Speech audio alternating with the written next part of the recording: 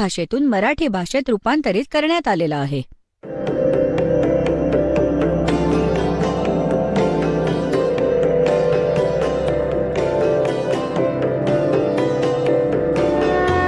और ज्ञान सब ज्ञान डी कबीर ज्ञान सो ज्ञान और जैसे घोड़ा तोब का करता चले मैदान.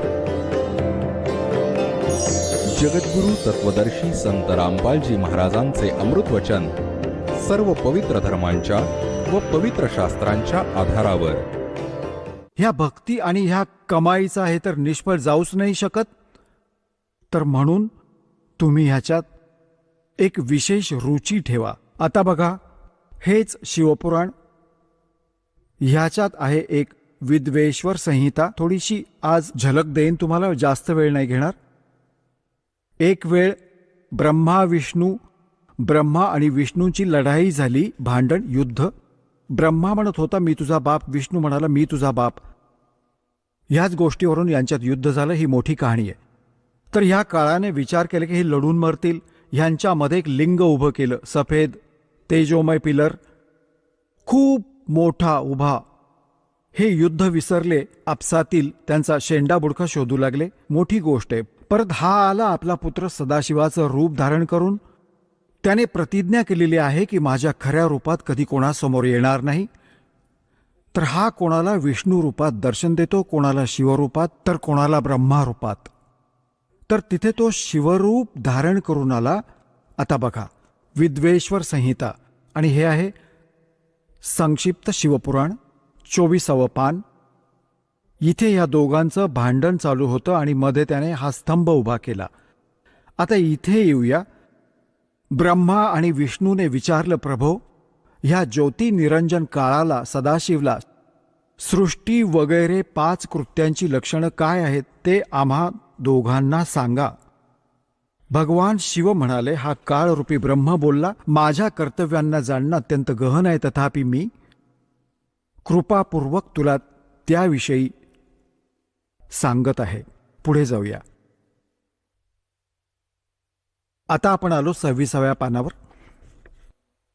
ह्यात म्हटले की मुलांनो, आता झाला नाही यांचा बाप, ब्रह्मा विष्णू महेशाचा पिता आहे हा. मुलांनो, तुम्ही दोघांनी ब्रह्मा विष्णूने तपश्चर्या करून प्रसन्न केलेल्या मज परमेश्वराकडून सृष्टी आणि स्थिती नामक 2 कृत्य प्राप्त केली आहेत. ही दोन्ही तुम्हाला खूप प्रिय आहेत. याच प्रकारे माझी विभूती स्वरूप माझ्यासारख्या चेहऱ्याचे रुद्र आणि महेश्वरने, हा ने आहे, 2 अन्य उत्तम कृत्ये संहार आणि तिरोभाव माझ्याकडून प्राप्त केली आहेत. हा 5वा कोण आहे? हे 4 तर ब्रह्मा विष्णू महेश व रुद्र झाले. ह्या महेशाचा त्याचाच एक चेहरा आहे रुद्र, आणि तो 11 रुद्रांचा कंट्रोलर आहे. तो रुद्र, तो वेगळा आहे. आणि हे ब्रह्मा विष्णू महेश हे वेगळे आहेत. तर हा 5वा जो बोलत आहे तो आहे काळ दुर्गेचा पती. आता आपल्याला इथून एवढंच घ्यायचं होतं.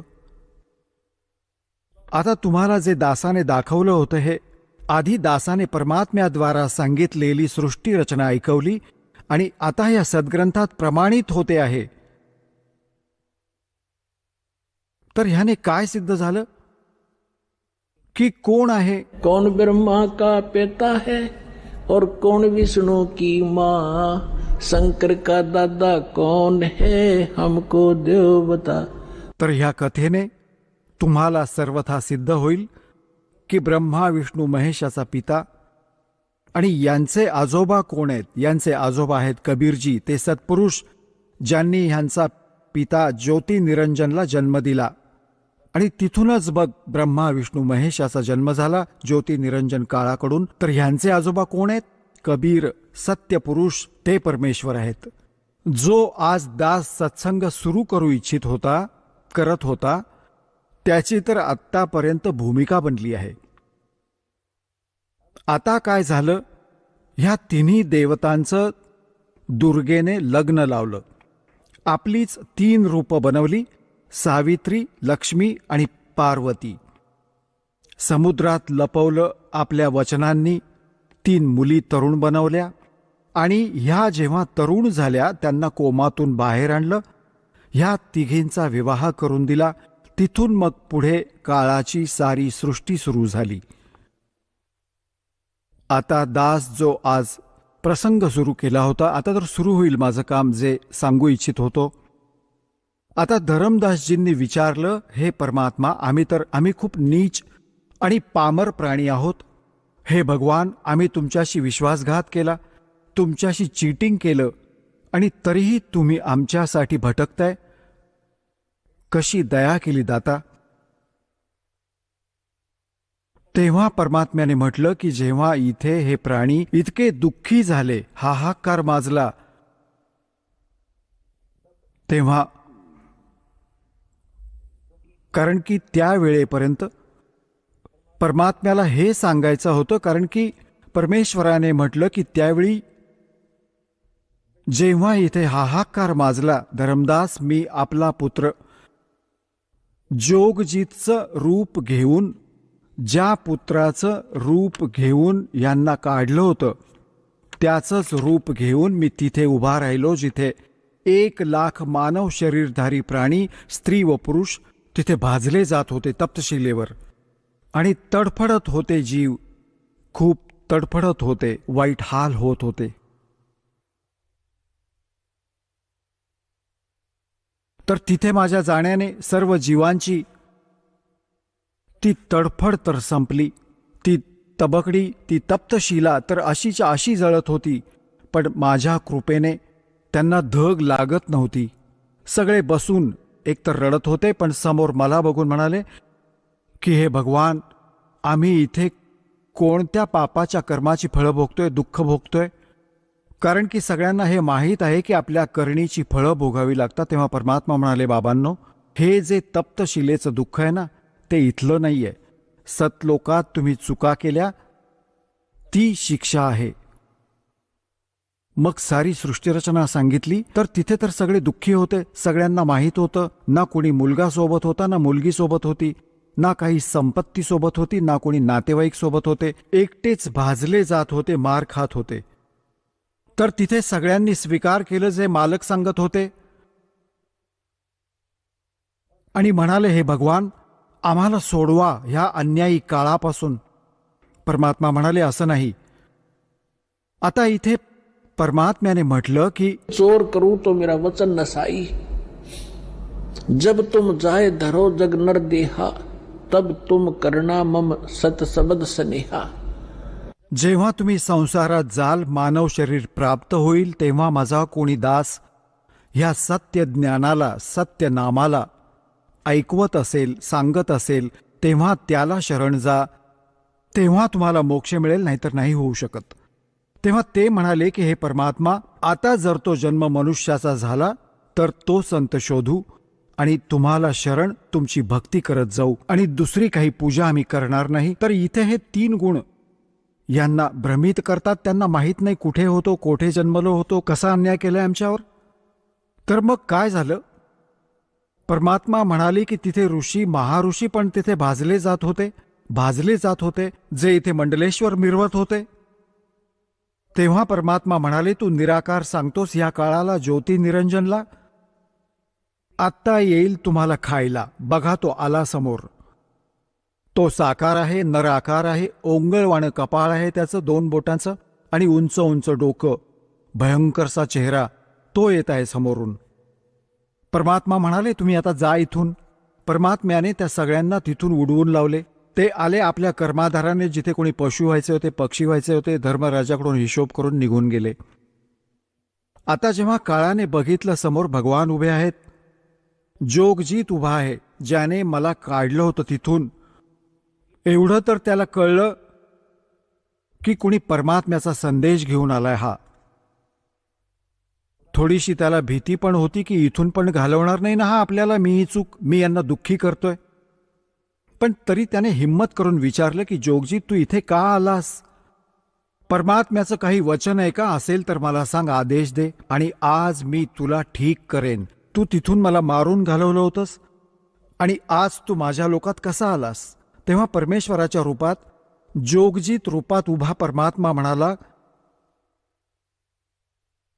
की परमात्म्याचा आदेश घेऊन मी आलोय, आणि तू सगळ्या प्राण्यांची काय दशा करून ठेवली आहेस, वाईट हाल करून ठेवलेत, कोणाला गाढव बनवलंय, कोणाला कुत्रा, कोणाचा पाय कापला, कोणाला कॅन्सर झाला, कोणाचा मुलगा मेला, कोणाची मुलगी विधवा, असा अत्याचार.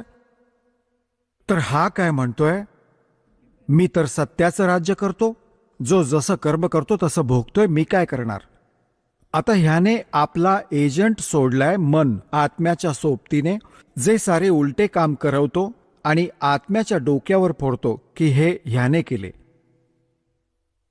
मग परमात्मा म्हणाले की ज्योती निरंजन, आता मी कशासाठी आलोय ते अजून सांगतो. म्हणाला, हो सांगा.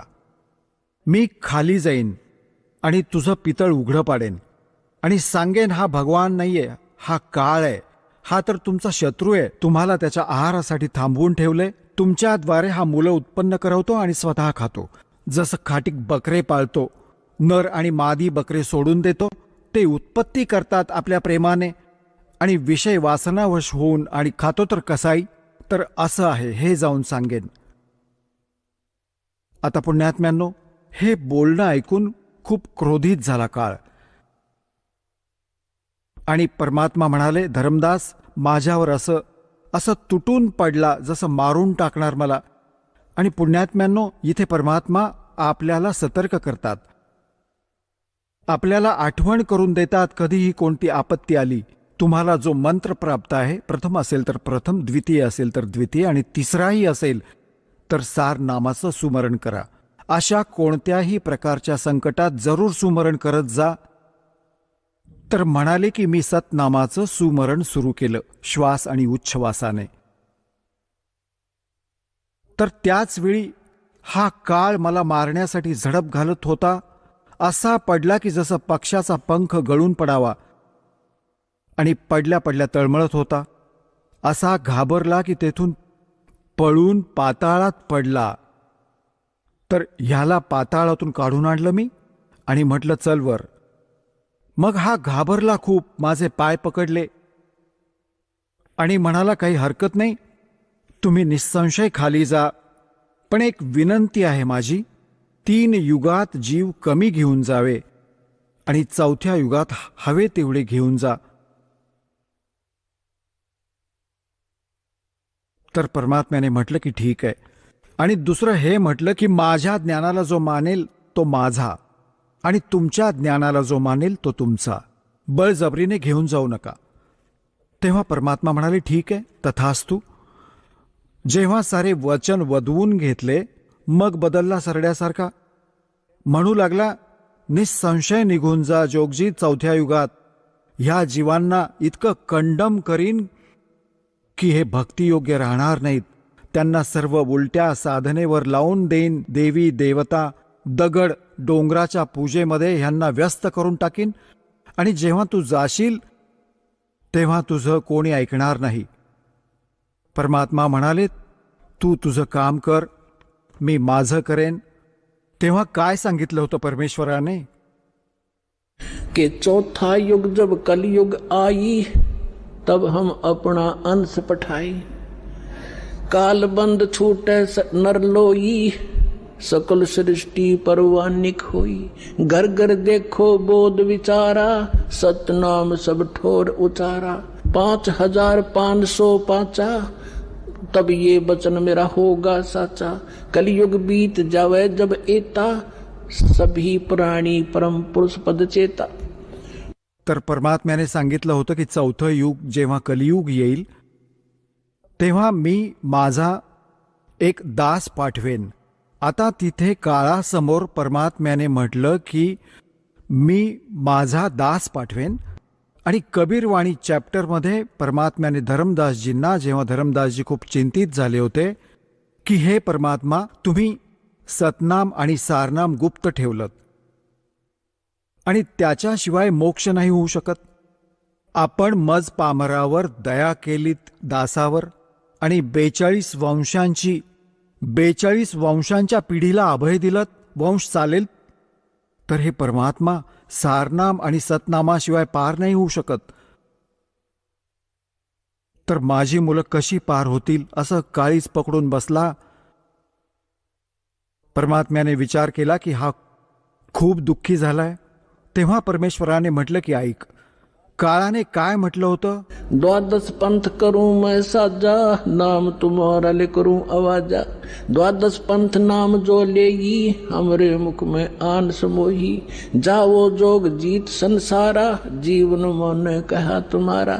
जीव तुम्हारा कहा न माने, हमारी ओढ हो बाद बखाने। आता एवढा वेळ नाहीये, मी ते सगळे पुरावे आज नाही दाखवू शकत तुम्हाला की 12 पंथ कोणकोणते आहेत. तर 12वा पंथ गरीबदास पंथ सांगितलाय, लिहिला आहे कबीर सागरमध्ये.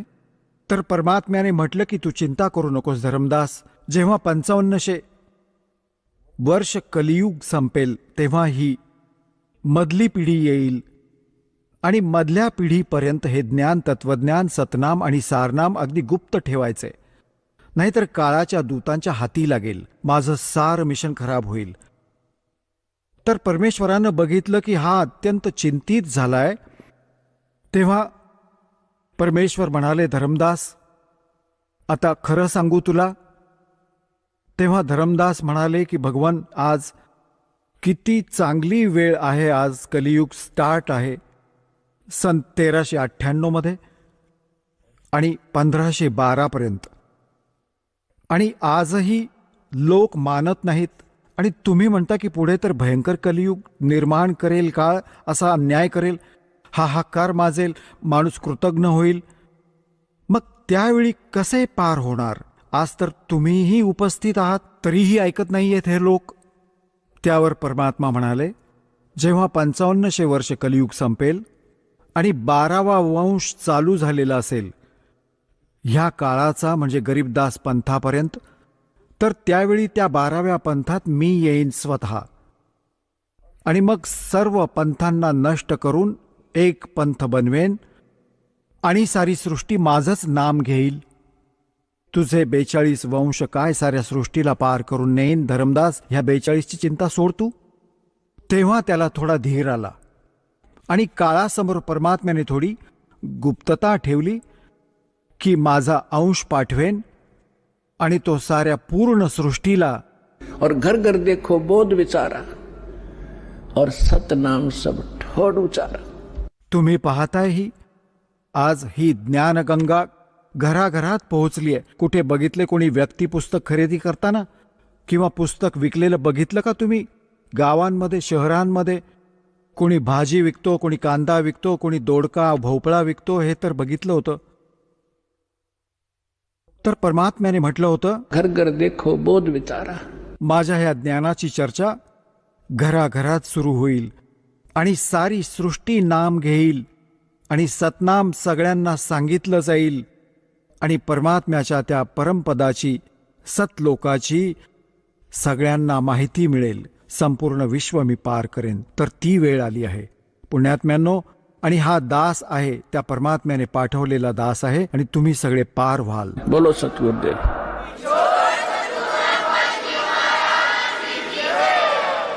चला आता आपण त्या श्रद्धाळूंचे अनुभव जाणून घेऊयात, ज्यांनी जगद्गुरू तत्वदर्शी संत रामपालजी महाराजांकडून दीक्षा प्राप्त केलेली आहे, तसेच त्यांच्याद्वारा सांगितलेल्या भक्ती मार्गावर चालत आहेत.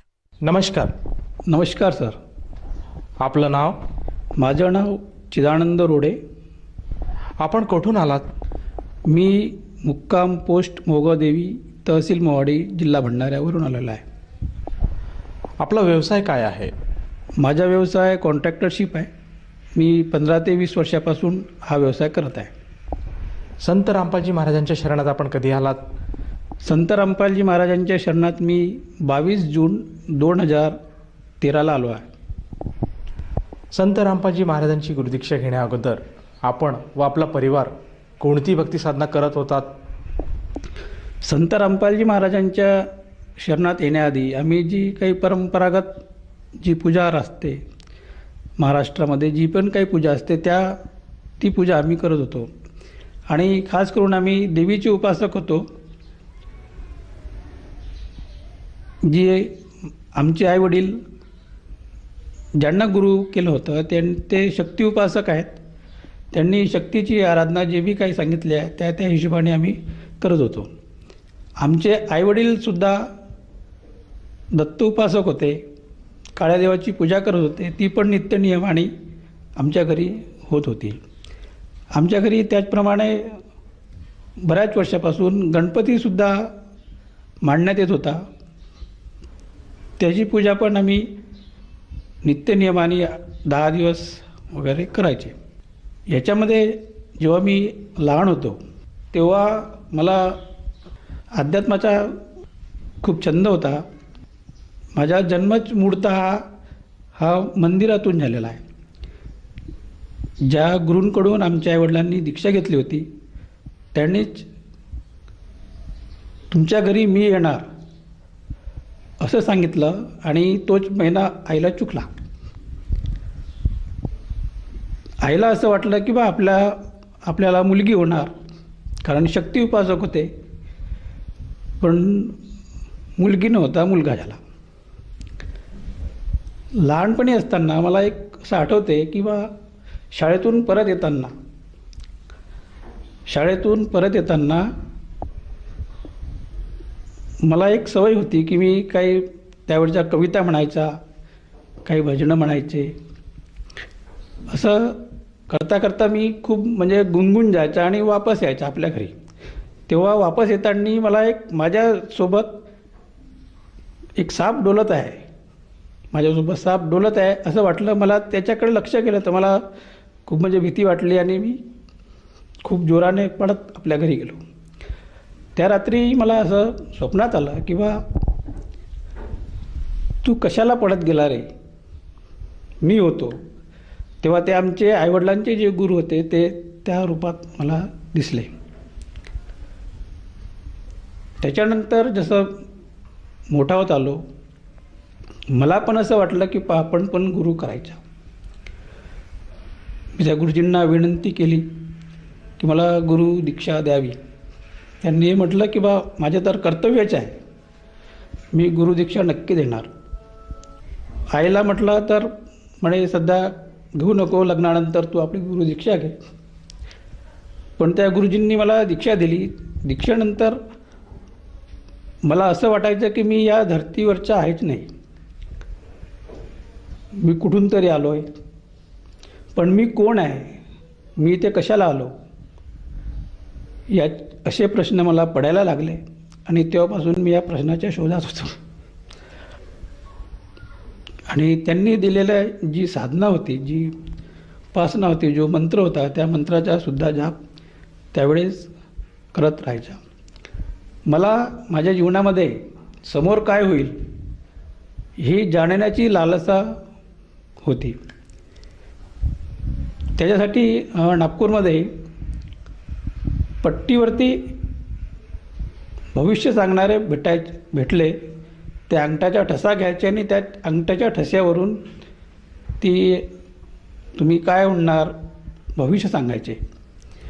त्यांचं म्हणणं असं होतं की बा हे जे आहे हे शंकर आणि पार्वती यांच्यामधील संवाद आहे, जे त्या जीवासाठी त्यांनी ज्या गोष्टी बोलल्या त्या गोष्टी त्या पट्टीत लिहिलेल्या आहेत असं सांगायच्या. त्याच्यामध्ये निव्वळ ठसा घेऊन आणि फक्त नाव घेऊन त्याची पूर्ण शहानिशा करायचे, सांगायचे की बा तुमच्या आईचं नाव हे आहे का, हो, तर मग समोरचा प्रश्न तुमचे वडिलाचं नाव हे आहे का, नाही, तर मग ते पट्टी अलग करायचे. दुसरी पट्टी घेऊन तुमच्या आईचं नाव हे आहे का, तुमच्या वडिलाचं नाव हे आहे का, तुम्हाला इतके भाऊ आहेत का, हे पूर्ण शहानिशा करून त्याच्यानंतर मग त्यांनी पट्टी वाचून सांगितली की तुम्ही मागच्या जन्मात काय होते, आता तुमच्या या जीवनात काय घडेल. तर त्यांनी हे सांगितलं होतं की बा 37व्या वर्षी तुम्हाला गुरु मिळतील. मला असं वाटलं की बा मला तर गुरु आहेतच, पुन्हा कोण गुरु भेटणार. त्याच्यानंतर त्यांनी हेही सांगितलं की बा तुम्हाला 40व्या वर्षानंतर गुदद्वाराचा त्रास होईल. म्हटलं ते होऊ शकते वयानुसार. असे काही काही ज्या भविष्यवाणी त्यांनी मला सांगितली. त्याच्यानंतर मी माझी साधना करत राहिलो आणि अशी अनुभूती आली की बा आपण कुणीतरी आहे, कोण आहे, पण तो कोण आहे असे प्रश्न पडले. आणि या प्रश्नातच मी जास्तीत जास्त बिझी राहिलो, व्यस्त राहिलो. सर, जसं तुम्ही सांगत आहात की तुम्ही तुमचे जे आईवडील आहेत त्यांनी जो गुरु केला होता त्याच गुरुला आपण धारण केले. तर मला असं विचारायचं आहे की त्या गुरूंनी आपल्याला काय दीक्षा दिली किंवा काय शिकवण दिली? त्यांनी आम्हाला सोहम मंत्र दिला, पण सोहम मंत्र त्यांनी सहज नाही दिला. ज्या दिवशी म्हणजे दरवर्षी म्हणजे प्रत्येक वर्षाला ते एकदाच दीक्षा देतात, गुरुपौर्णिमेला. जेव्हा मी गुरुदीक्षेच्या विषयी आईशी बोललो तेव्हा आईने मला सांगितलं की बा मांडीवर बसवतात गुरु आणि कानात मंत्र देतात. पण असा मंत्र मला भेटला नाही. ओम नमः शिवायचा जाप मला सार्वजनिकरित्या मिळाला. मला असं वाटलं की बा ज्या मंत्रासाठी मी गुरु धारण केलेला आहे तो मंत्र भेटला नाही. तेव्हा तो मंत्र मिळाला नाही म्हणून मी खूप व्यथित झालो. मला खूप रडू आला की आपण असं काय करायला पाहिजे की तो मंत्र आपल्याला भेटेल. असं करताना मला जवळपास 3ऱ्या दिवशी गुरुजींनी इशारा केला. त्यावेळेस ते मौन व्रतात होते. ते 6 महिने, 12 महिने, 1.5 वर्ष असे ते मौन व्रत धारण करायचे. त्या मौन व्रतात ते होते आणि त्यांनी मला इशारा केला की तू वर फर्स्ट फ्लोअरला होते त्यावेळेस ते राहत होते. मला त्यांनी बोलवलं आणि मौन व्रत तोडून सोहम नामची दीक्षा दिली. त्यांनी असं म्हटलं की बा तू माझा विशेष शिष्य आहेस, त्यामुळे तुला हे विशेष प्रकारे नाम दीक्षा दिलेली आहे आणि तू या मंत्राचा जीवनभर जाप कर आणि शब्द हाच गुरु, तुला जी अनुभूती होईल याच्यानंतर तोच तुझा गुरु राहणार आणि या मंत्राचा जाप तू अंतिम श्वासापर्यंत कर. त्यांनी हे सुद्धा सांगितलं की बा हा जो मंत्र आहे, हा जो मंत्र, या मंत्राशिवाय माझी अशी जिज्ञासा होती की बा या मंत्राच्या व्यतिरिक्त आणखी दुसरा कोणता मंत्र आहे का बा ज्याच्यापेक्षा श्रेष्ठ आहे. त्यांनी म्हटलं की बा या मंत्रापेक्षा दुसरा कोणता मंत्र श्रेष्ठ नाही, तुला श्रेष्ठातील श्रेष्ठ मंत्र तुला प्रदान केला. याच्यानंतर तू हे अंतिम श्वासापर्यंत या मंत्राचा जाप कर. त्याच्यानंतर आमची सोहम नामाची साधना सुरू झाली आणि असा मंत्र त्यांनी आम्हाला ही दीक्षा दिली. सर, जसं तुम्ही सांगत आहात की जेव्हा तुम्ही जे आपले पूर्वीचे गुरु होते त्यांच्याकडनं नामदीक्षा घेतली, त्या नामदीक्षेसाठी आपण हट्ट धरला आणि एखाद्या लहान मुलासारखे आपण रडायला लागले, तेव्हा तुम्ही तुमच्या गुरुजींनी तुमच्यावर कृपा केली आणि तुम्हाला सोहम नामक हा एक मंत्र दिला. या मंत्राने, या मंत्रजापाने आपल्याला काही अनुभूती मिळाली का? या मंत्रजापाने सकाळी जेव्हा उठायच्या तेव्हा असं वाटायचं की मी इथे कुठे आलो आहे आणि इथे मी काय करून आलो आहे, मी कुठेतरी कुठला तरी आहे, मी इथे कशाला आलो, हे माझं नाही, हे विश्व माझं नाही. अशा प्रकारच्या अनुभूत्या दासला आल्या. याच गुरुकृपेमुळे जे पट्टी जे मी सांगितलं आहे की पट्टीवरून जे भविष्य सांगायचे, त्या पट्टीच्या भविष्यावरून त्यांनी हे मला सांगितलं की तुम्ही आधी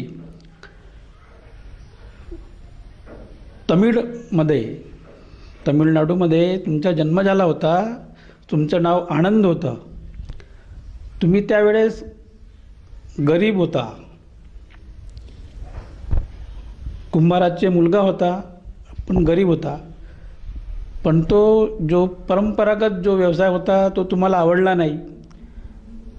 त्यामुळे तुम्ही काही वेगळं करण्याच्या दृष्टीने त्यावेळचे जे श्रीमंत जे लोक होते त्यांच्या संपर्कात राहून काही वेगळा व्यवसाय करून त्यांच्यासोबत तुम्ही खूप श्रीमंत झाले.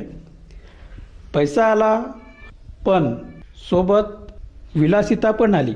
त्यावेळेस त्यांनी मला असं सांगितलं की बा समजा रस्त्याने कोणी एखादी मुलगी जात असेल, ते तुमच्या मनात भरली तर ती सायंकाळी तुमच्या बिस्तरावर राहील एवढे म्हणजे तुम्ही होता बा. ते जेव्हा सांगत होते की बा तुम्ही असे होता, मला खूप रडू आलं. त्यांनी सांगता सांगता थांबले आणि मला हे सांगितलं की बा प्रत्येक मनुष्य हा पुण्य आणि पाप याची वजाबाकी आणि बेरीज करून मनुष्यजन्म प्राप्त होते. काही चांगलं असेल म्हणून तुम्ही आज मनुष्यजन्मात आहात. समोरचं आहे का म्हणजे तुम्हाला पूर्ण कळेल. ते मला पुढे सांगू लागले की बा असं जीवन जगताना तुमची 40व्या वर्षी खूप तब्येत खराब झाली. खूप तब्येत खराब झाली. पत्नी तुमच्याकडे डुंकूसुद्धा पाहत नव्हती. मुलं पण सुद्धा तुमच्याकडे येत नव्हते. त्या दरम्यान मी असा काही त्यांनी सांगितल्याप्रमाणे असं काही करत होतो किंवा कोणाची समजा लीजवर जमीन घेतली तर ती लीजची जमीन कधी वापस करायची नाही. असंच करताना एका लीजच्या जमिनीवर मंदिर होतं. त्या मंदिराचा कब्जा मी स्वतःकडे करून घेतला. त्यातले जे बी कोणी पंडे होते ते त्यांना सगळ्यांना हाकलून दिला आणि तो कब्जा मी स्वतः घेतला. तब्येत खराब झाली.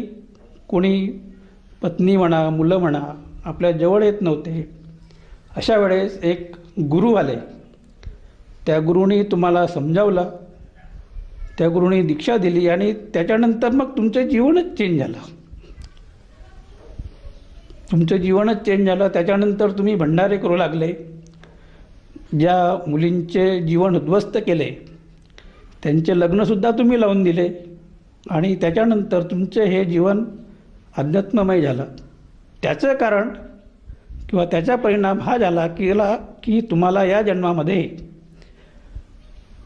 आध्यात्मिक आईवडील मिळाले आणि आध्यात्मिक वातावरण मिळालं. हे जेव्हा मला माहिती झालं की मी कोण होतो आणि माझ्यामध्ये कसं परिवर्तन झालं, मला खूप आश्चर्य वाटलं आणि दुःखही झालं की बा मी असा होतो. मी वाल्याच्या वाल्मिकी झालो अध्यात्मामुळे. पुन्हा अशा अनुभूत्या डायरेक्ट आणि इनडायरेक्ट बऱ्याचशा आल्या की आमचे जे गुरु आहेत हे पूर्ण गुरु आहेत आणि ते आमच्यासाठी जगातील टॉपिस्ट हिरो होते असं आम्हाला वाटायचं. कि ऊपर के लोगों से सर जसं की तुम्ही सांगत आहात की तुम्ही ज्या गुरूंकडनं नामदीक्षा घेतली होती किंवा त्या गुरूंच्या तुम्ही सेवेत होते आणि त्या सेवेपायी आपल्याला बऱ्याचशा अशा अनुभूती मिळत गेल्या आणि पूर्वी आपण काय होतात आणि आपले जीवन कसं होतं, आपण काय कष्ट केले किंवा काय कर्म केले हे सगळं आपल्याला एका चलचित्रपटासारखे आपल्या समोर दिसल्या गेलं. तर मला असं विचारायचं आहे की तुम्ही जी साधना करत होतात, ज्या गुरूंच्या तुम्ही शरणात होतात आणि त्यांच्याकडनं तुम्ही जी नामदीक्षा घेतली होती, तुमची दिनचर्या तुमचं सगळं काही व्यवस्थित होतं, असं असताना तुम्हाला संत रामपालजी महाराजांची शरण घ्यावी असं का वाटलं आणि तुम्ही त्यांच्या शरणात कसे गेलात? दासला असं नेहमी वाटायचं दीक्षेनंतर किंवा मी कोण आहे, मी कोण आहे याचे उत्तर मला त्यावेळेस तरी मिळालं नाही. एकदा काय झालं की टी व्हीवर आम्ही सिरियल पाहत होतो. सिरियल पाहता पाहता चॅनल चेंज करता करता दिसले व्यक्ती आणि ते निव्वळ पुस्तक वाचून सांगायचे. तेव्हा दासला असं वाटलं की बा आजकालचे महाराज पोट भरण्यासाठी काय काय युक्त्या नाही करत आणि चॅनल चेंज करून सोडून दिला. काही दिवसानंतर पुन्हा जे आम्ही सिरियल पाहत होतो विशेषतः सिरियल पाहत होतो ते सिरियल त्या दिवशी आली नाही आणि सिरियल आली नाही म्हणून पुन्हा चॅनल चेंज केले. तर त्या चॅनलवर असं आलं चेंज करता करता की कौन है ब्रह्मा का पिता, कौन है विष्णु की माँ, शंकर का दादा कौन है हमको दे बता. हे जेव्हा मी ऐकलं तेव्हा माझ्या अंगावर असे शहारे आले की असं ज्ञान ब्रह्मा विष्णू महेशचे पण आई वडील आहेत. शंकराचे दादा म्हणजे शंकराचे आजोबासुद्धा आहेत. कोण असा सांगतो आहे म्हणून पुढे सिरियल पाहायला लागलो आम्ही.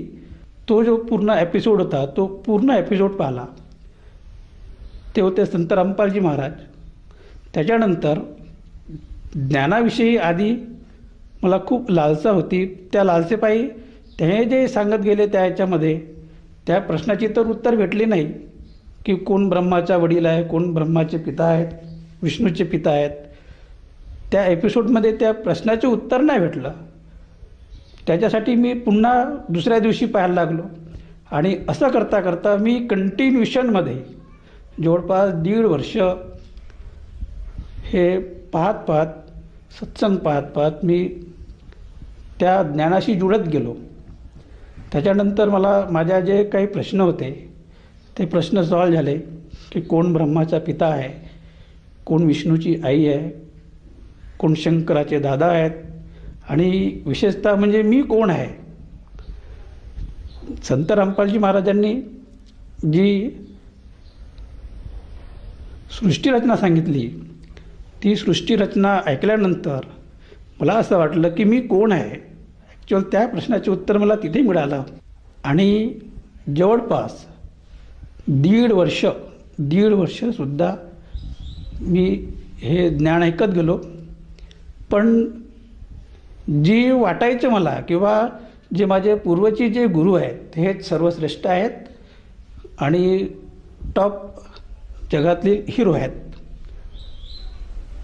या ज्ञानाविषयी हे ज्ञान ऐकताना मी आपल्या पूर्वीच्या गुरूंसोबत चर्चा करायचा की हे त्या महाराजांनी असं सांगितलं, त्या महाराजांनी तसं सांगितलं, वेदात हे आहे सांगतात, गीतेत हे आहे सांगतात. तर ते त्याविषयी चर्चा करायचे पण त्या चर्चेतून समाधान होत नव्हतं. जे आमचे पूर्वीचे जे गुरुभाई होते त्यांच्यासोबत पण मी चर्चा करायचा की अशी एक सिरियल येते ती बघ, त्याच्यात गुरुजी असे सांगतात, त्याच्यात तसे सांगतात. तर त्याच्यामधून चर्चा व्हायची पण समाधान होत नव्हतं. पण जेव्हा सायंकाळी बसून पुन्हा संत रामपालजी महाराजांचे सत्संग ऐकत जे दिवसांनी जे प्रश्न पडायचे त्याची उत्तर सायंकाळी द्यायचे की तुम्ही ज्या प्रश्नांच्या शोधात तुम्ही समाधान करू इच्छिता ते ज्ञान त्यांच्याकडे आहेच नाही, तुमचं समाधान होईल कसे. आणि होतंही बरोबर. अशी चर्चा करताना गुरुभाऊसोबत अशी पण चर्चा व्हायची किंवा गुरुजी म्हणतात किंवा माझ्यासारखा गुरु कोणी नाही विश्वामध्ये या 21 ब्रह्मांडमध्ये. ते मला विचारायचे मग आजपर्यंत जे गुरु झाले, संत झाले, महंत झाले, ऋषी झाले, मग ते काय असेच झाले. त्यांचेही म्हणणं बरोबर वाटतं किंवा वाटायचे त्यावेळेस मला किंवा बरोबर आहे. मग जे आधी झाले मग ते काय असेच का. नंतर मग गुरुजी जेव्हा सांगायचे किंवा प्रमाण देऊन किंवा हे जे ज्ञान आहे हे ब्रह्माला सुद्धा नाही, हे ज्ञान विष्णूला सुद्धा नाही, हे ज्ञान शंकराला सुद्धा नाही, इवन त्याचे वडील ब्रह्मला सुद्धा हे ज्ञान नाही, इवन ज्या मातेची मी भक्ती करत होतो त्या मातेला सुद्धा हे ज्ञान नाही. हे मला त्यांच्या संत रामपालजी महाराजांच्या सत्संगातून कळलं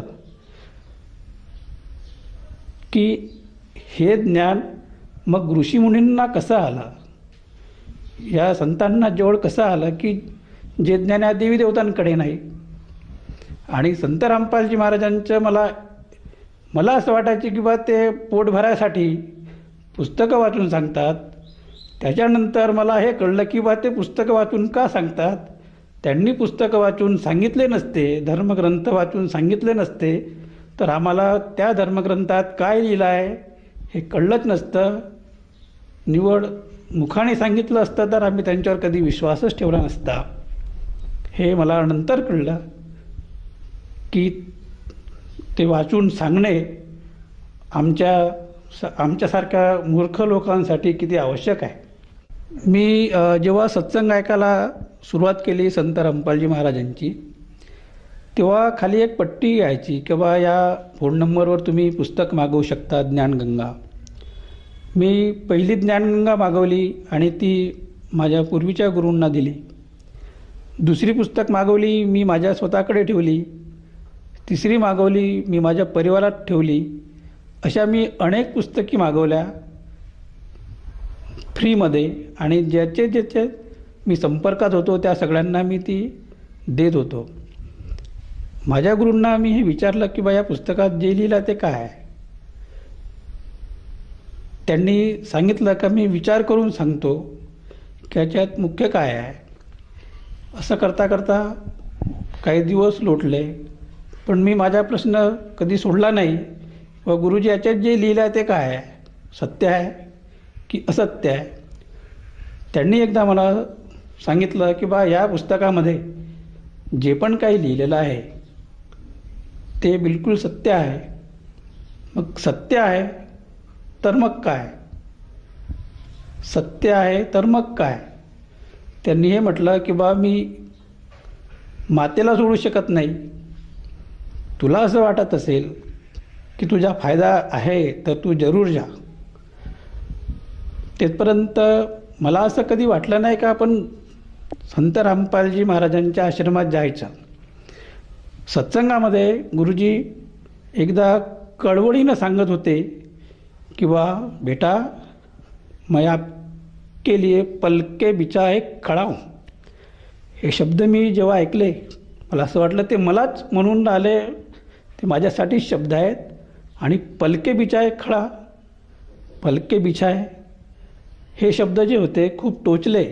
आणि त्यावेळेस मी ठरवलं की कमीत कमी आपण आश्रमात जाऊन यायला पाहिजे. तर आम्ही विथ परिवार आश्रमात गेलो. आश्रमात जाण्याआधी जे रात्रीची वेळ होती ट्रेनमध्ये, त्यांनी आम्हाला त्या बरवाल्याबद्दल काहीच माहिती नव्हतं. प्रायव्हेटमध्ये आम्ही रिझर्वेशन केलं होतं, पण उतरायचे कुठे, काय कुठे. तर आम्ही जे ट्रेनमध्ये जे लोक होते त्यांना विचारायचो की बा कुठे उतरायचं. टीटीने सांगितलं का बा या स्थानावर तुम्ही उतरा, तिथे त्या आश्रमच्या गाड्या येतात जिनमध्ये. आम्ही गेलो, आश्रमात गेलो आणि त्याच्यानंतर दुसऱ्या दिवशी सत्संग सुरू झाले. सत्संग ऐकले. त्याच्यानंतर मला एक शंका समाधान म्हणून एका रूमच्या बाहेर लिहिलं होतं शंका समाधान. त्या शंका समाधानामध्ये आम्ही गेलो. काही तिथे शिष्य होते त्या संत रामपालजी महाराजांचे, काही चर्चा करत होते, आपल्या शंकेचे समाधान करत होते. मला पण माझी शंका होती. मी तर ते आश्रम पाहायलाच गेलो होतो. त्या आश्रममध्ये त्यांनी मला विचारलं आपण कुठून आलात, कसे आलात, म्हणजे कशाला आले. त्यांना पूर्ण माहिती सांगितली. त्यांनी म्हणाले की बा तुम्ही गुरु करा, संत रामपालजी महाराजांना कडून दीक्षा घ्या. म्हटलं दीक्षा घ्यायची काय गरज आहे, गुरु तर मला आहेच. त्यांनी मला विचारलं गुरु आहे, बरोबर आहे, त्यांनी तुम्हाला काय दीक्षा दिली. त्याच्यानंतर मी त्यांना सांगितलं सोहम. परिचय करून देत असताना मी त्यांनाही सांगितलं की आमचे गुरु हे शक्ती उपासक आहेत. शक्ती उपासक आहेत तुमचे गुरु. त्यांनी मला म्हटलं शक्ती उपासक आहेत, मग शक्तीचा मंत्र काय. तेव्हा मला असं वाटलं खरंच शक्ती उपासक आहेत, मग शक्तीचा मंत्र काय. मला गरगरा घाम सुटला. कारण की मी तिथे जे गेलो होतो एक अहम म्हणून नाही, पण मी पण काहीतरी आहे, माझे गुरु पण काहीतरी आहेत असं वाटायचं. पण जेव्हा शक्तीचा मंत्र विचारला तेव्हा असं वाटलं की आपल्याकडे जे मेन आहे तेच नाही आहे. त्याच्यानंतर मी असं ठरवलं की आपल्याला हा मंत्र माहिती झाला पाहिजे, मग दीक्षा घ्यायला पाहिजे. मी दीक्षा जिथे फॉर्म भरतात तिथे गेलो, दीक्षेचा फॉर्म भरला आणि दीक्षा घेतली संत रामपालजी महाराजांकडून. दीक्षेनंतर त्यांनी जे मंत्र सांगितले ते मंत्र ऐकून मला तर खूप असं वाटलं की मी कुठे भटकत होतो. हे ज्ञान असं आहे. आम्ही चक्रांची नावं ऐकली, देवी देवतांचे ते स्थान आम्हाला माहिती होतं आपल्या शरीरामध्ये कुठे आहेत, पण त्या देवी देवतांचे जे मंत्र आहेत आम्हाला माहितीच नव्हते. आणि या मंत्राशिवाय समोरचा प्रवास अशक्य आहे हे त्याच्यानंतर कळलं, ज्यावेळेस आम्ही संत रामपालजी महाराजांकडून दीक्षा घेतली. सर, जसं तुम्ही सांगत आहात की तुम्ही संत रामपालजी महाराजांची नामदीक्षा घेतली आणि ज्यावेळी तुम्ही नामदीक्षेसाठी गेला होतात, म्हणजे एक नामदीक्षा घेण्यासाठी आपण नव्हते गेलात, फक्त एक चाचपडायला गेले होते किंवा शोधायला गेले होते की खरंच इथं सद्भक्ती आहे का. आणि त्या अनुषंगाने आपण तिथे गेलात आणि ते ज्ञान ऐकून त्यामध्ये आपल्याला विश्वास पटला आणि आपण ते ज्ञान ग्रहण केलं. तर ह्या ज्ञानाने आपण आपला पुढचा प्रवास कसा केला आणि ही सद्भक्ती आपण कशी स्वीकारली. हे मंत्र जेव्हा मला माहिती झाले की बा या देवतांचे हे मूळ मंत्र आहेत, त्याच्यानंतर मग असं वाटलं की बा जे मला ज्ञान पहिल्यांदा मी 1.5 वर्ष जरी ऐकलं पण समजलं नव्हतं. काहीसं समजलं पण काय बरंचसं समजलं नव्हतं. नंतर माझ्या लक्षात आलं. मग पुन्हा या ज्ञानाची आम्ही पुस्तकं घेतली, CD घेतली आश्रममधून, पूर्ण पाहिली, ऐकली. त्याच्यानंतर मग पूर्णरित्या ॲक्च्युअल त्यांनी जी दृष्टी खोलली त्या दृष्टीने हे ज्ञान पूर्णतः लक्षात आलं. त्याच्या आधी पूर्ण जरी आकर्षक होतो पण आपण ही दीक्षा घ्यायला पाहिजे असं आधी नव्हतं वाटलं. पण त्याच्यानंतर दीक्षा घेतल्यानंतर ॲक्च्युअल ज्ञान समजलं की आपले धर्मग्रंथ काय म्हणून राहिले, परमात्मा ॲक्च्युअल कोण आहे, हे जे संत रामपालजी महाराजांनी आपल्या धर्मग्रंथातून प्रत्येक वेद, गीता, बायबल, कुराण शरीफ, गुरुग्रंथ साहेब या संपूर्ण पवित्र धर्मग्रंथांमधून स्पष्ट केलं की परमात्मा कोण आहेत आणि आपल्याला त्याची गरज काय. त्याच्यानंतर कळलं की मी ॲक्च्युअल कोण आहे आणि मी इथे कशाला आलो आणि मला कुठे समोर पुढचा प्रवास म्हणजे काय करायचा आहे हे नंतर कळलं की बा आपण सतलोकातून आलो आणि सतलोकात आपल्याला जायचं आहे. त्याच्यासाठी जे ओम तत्सत हे जे मंत्र आहे आपल्या गीतेमध्ये, त्याचा अर्थ नंतर मला कळू लागला की बा पूर्ण परमात्म्याला जर प्राप्त करायचे असेल तर ह्या ओम तत्सत या 3 विधीनी तो मोक्ष, तो सतलोक प्राप्त करता येईल. सर, जसं तुम्ही सांगत आहात की संत रामपालजी महाराजांच्या शरणात आल्यानंतर आपल्याला सद्भक्ती कळाली आणि जी आपल्या जीवनामध्ये जी खोज होती की आपण कुठून आला आहात आणि आपल्याला कुठे जायचं आहे हे आपल्याला कळालं. तर जेव्हा आपण संत रामपालजी महाराजांची भक्ती स्वीकारली आणि त्या भक्ती साधनेने आपल्याला व आपल्या परिवाराला काय काय लाभ प्राप्त झालेत. मुख्य लाभ मला मी कोण आहे याच्या प्रश्नाचे उत्तर मिळालं आहे, जे की मला खूप बोचत होतं की मी कोण आहे आणि मला काय करायचं आहे. आध्यात्मिक लाभ हाच आहे की मला मोक्षमार्ग मिळाला, जो की मनुष्य जन्माचा जो मूळ उद्देश आहे तो मला समजला आणि तो मार्ग मला या संत रामपालजी महाराजांकडून मिळाला. फायदे पुष्कळसे असतात, पण 1-2 फायदे मी तुम्हाला सांगेन. जसं दासकडे परमात्म्याच्या दयेने, गुरुकृपेने काही सेवा लावली आले आणि आम्ही ती सेवा नेहमी करत असतो. या सेवेच्या निमित्ताने मी एकदा नागपूरला आलो. जाताना वेळ झाला होता, तेव्हा मला घरून फोन आला की बा घरचा सिलेंडर संपला. सिलेंडर आमच्याकडे एकच होता, आता पण एकच आहे. तेव्हा मी विचारात पडलो की आता काय व्हा. तर आमच्यासोबत जे भगतजी होते ते म्हणाले की बा काही चिंता नका करा, माझ्याकडून घेऊन जाल. पण घेऊन जाताना मला 10, 10:30, 11 वाजतील. लहान मुलं आहेत, पाशी राहतील. त्याच्यानंतर मी पुढच्या म्हणजे आम्ही 2 व्हीलरवर होतो, त्या पुढच्या प्रवासाला लागलो. तेव्हा मला 5-10 मिनटानंतर फोन आला की बा पप्पा सिलेंडर सुरू झाला. हा सिलेंडर त्याच्यानंतर या सिलेंडरची अशी कथा आहे की त्या महिन्यामध्ये मी दूध गरम करायसाठी ठेवलं जवळपास 12 वाजता आणि काही काम आले त्यामुळे मी बाहेर निघून गेलो लॉक करून. जेव्हा मुलं शाळेतून आली 4 वाजता तेव्हा दूध उकळून खाली आलं, त्यामुळे सिलेंडर तर विझला होता पण सुरू होता, पूर्ण सिलेंडर सुरू होता 12 ते 4पर्यंत. मुलांनी बाजूच्या एका मुलाला बोलवून तो सिलेंडर बंद केला.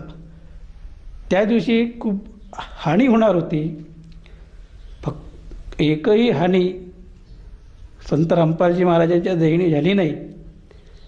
फक्त सिलेंडर तो गेला, गॅस, बाकी अशी काही हानी झाली नाही. आणि त्याच महिन्यातली ही गोष्ट आहे की बा सिलेंडर संपला आणि सिलेंडर पुन्हा सुरू झाला. त्याच्यानंतर तोच सिलेंडर जवळपास 1 ते 1.25 महिना पुन्हा चालला.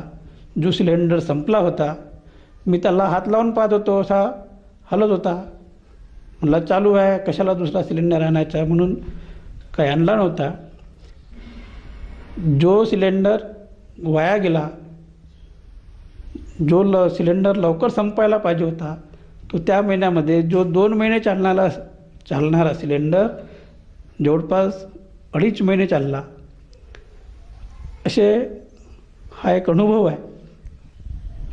या व्यतिरिक्त आपल्याला आणखीन काही लाभ झाला का? मला जे मी मगाशी जे सांगितलं की पट्टीद्वारे मला जे भविष्य सांगण्यात आलं होतं की बा 40 वर्षानंतर तुम्हाला गुदद्वाराचा त्रास होईल. हा गुदद्वाराचा त्रास खरंच 40व्या वर्षानंतर सुरू झाला. प्रमाण कमी होतं, पण जेव्हा आमची सेवा लागली होती जबलपूरला, त्या जबलपूरच्या सेवेला मला जायचं होतं जवळपास 8 ते 10 दिवसापूर्वी. पण जायच्या पूर्वी 2-3 दिवस आधी मला एवढा त्रास झाला की एखादा जानवर कसा ओरडते त्रासामुळे, तसं मला व्हायला लागलं. माझ्यासोबत जे येणार होते, जे भगतजी आमचे, त्यांच्या मीकडे गेलो. त्यांना सांगितलं की माझं जमणार नाही, तुम्ही चालले जाल. तर त्यांनी हो म्हणाले, मी चालला जाईल. त्यांनी त्याच्यानंतर म्हटलं की बा चला एकदा आपण डॉक्टरला पण दाखवून देऊ. तर आम्ही डॉक्टरकडे गेलो.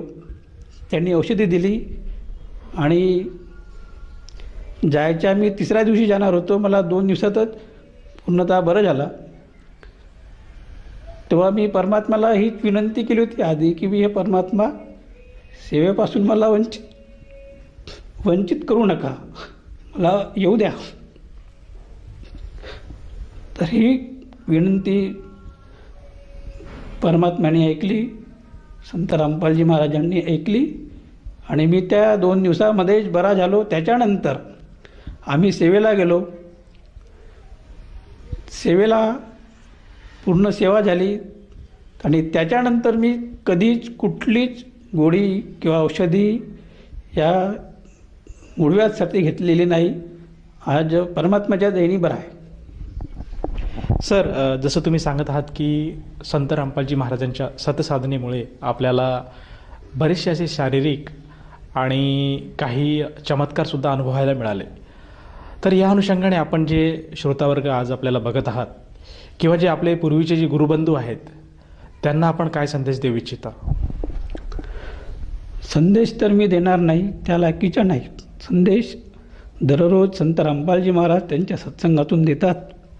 मी फक्त कळकळीची विनंती करणार, जे आमचे गुरुबंधू आहेत, जे तत्सम आम्ही जे जरी मी या गुरूंशी जुळलेलो होतो तरी पण गायत्री परिवारामध्ये जे बी काय कार्यक्रम व्हायचे त्या कार्यक्रमाला आम्ही जायचो. जे अन्य जे गुरूंकडे आहे, जसे तुकडोजी महाराजांचे कुठे कार्यक्रम व्हायचे त्या कार्यक्रमाला मी जायचो, तिथे सहभाग करायचा. आसाराम बापूंच्या कार्यक्रमात आम्ही जायचो, तिथे सहभाग करायचा. तर या सगळ्यांना अशी विनंती राहील की आपल्या गुरूंनी दिलेला जो मंत्र आहे, या मंत्राच्या विषयी आपल्या धर्मग्रंथात काय लिहिलेलं आहे, या मंत्रामुळे खरंच आपला मोक्ष होईल का, जो की मनुष्य जन्माचा मूळ उद्देश आहे. माझा अनुभव असा आहे की या मंत्रामुळे मोक्ष नाही तर जे गीतेमध्ये जे सांगितलं आहे ओम तत्सत, या मंत्रामुळे आपला खरंच मोक्ष होईल. आणि हे जे आज संपूर्ण धर्तीवर देण्याचा अधिकार संत रामपालजी महाराजांनाच आहे, हे ज्ञान बाकीच्या संतांकडे कुठेही नाही. आज आपण सोहम मंत्राला खूप श्रेष्ठ मंत्र समजतो. माझ्या अनुभवानुसार जे मी 1.5 वर्ष या ज्ञानाचा सखोल अभ्यास केला त्याच्यावरून मी माझा अनुभव सांगतो की केवळ सोहम नामाने आपला मोक्ष होणार नाही, उलट हा अर्धवट मंत्र आहे. या अर्धवट मंत्राने आपला मोक्ष होणार नाही. त्याच्यासाठी संत रामपालजी महाराजांची शरण घ्या. त्याच्या आधी त्यांनी जे ज्ञान सांगितलं ते समजून घ्या आणि आपला पूर्ण मोक्ष करून घ्या आणि मनुष्य जन्माचा जो मूळ उद्देश आहे त्याला प्राप्त करा. सर, जर कोणा साधकाला संत रामपालजी महाराजांची गुरुदीक्षा घ्यावयाची असेल तर तो साधक गुरुदीक्षा कशी घेऊ शकेल? आज संत रामपालजी महाराजांच्या आशीर्वादाने आणि दयेने बरेचशा चॅनल्सवर त्यांचे सत्संग सुरू असतात. त्या सत्संगामध्ये खाली एक पट्टी येते, त्या पट्टीवर आश्रमाचे नंबर्स असतात. त्या नंबर्सवरती फोन करा आणि आजूबाजूच्या जवळच्या जे नामदीक्षा केंद्र आहे त्या नामदीक्षा केंद्राचा नंबर घेऊन तिथे संपर्क साधा आणि हे ज्ञान समजण्यासाठी ते जे पट्टी येते त्या पट्टीवरती जे नंबर्स येतात त्या नंबर्सकडून संत रामपालजी महाराजांच्या काही पुस्तके आहे, ज्ञानगंगा आहे, जिणे की राह आहे, पुस्तक मागवा, सखोल अभ्यास करा आणि आपला मोक्ष करून घ्या. सर, ही जी संत रामपालजी महाराज आज समाजावर कृपा करत आहात आणि त्यांना नामदीक्षा देत आहेत, परंतु ह्या नामदीक्षेसाठी किती खर्च येतो आणि कुठल्या प्रकारची पावती फाडल्या जाते का? ही नामदीक्षा निशुल्क आहे, फुकट आहे. उलट ही नामदीक्षा घेतल्यानंतर जे आपल्या साधनेला जे काही साहित्य लागते हे साहित्यसुद्धा मोफत मिळते आणि यातला कुठलीच पावती नाही, कुठलाच खर्च नाही, टोटल फ्री सेवा आहे. धन्यवाद. सत साहेब.